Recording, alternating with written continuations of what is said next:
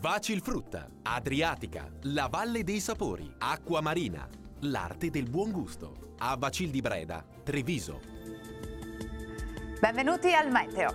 L'anticiclone ci regala una giornata praticamente dal sapore estivo. Sul nostro territorio infatti sarà il sole a dominare, ma vediamo il dettaglio di venerdì 13 settembre.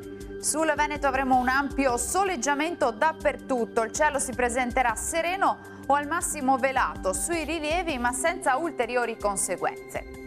Temperature minime tra 12 e 19 gradi, massime comprese invece tra i 24 e i 28 gradi circa.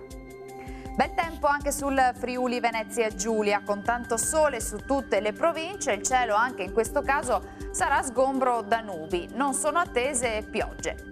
Temperature minime tra 15 e 21 gradi, massime oscillanti tra i 25 e i 26 gradi.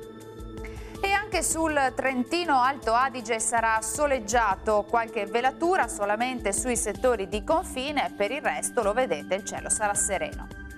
Temperature minime sui 15 gradi, massime tra 28 e 29 gradi. Bene, dal Meteo di Antenna 3 per ora è tutto, grazie per l'attenzione, arrivederci.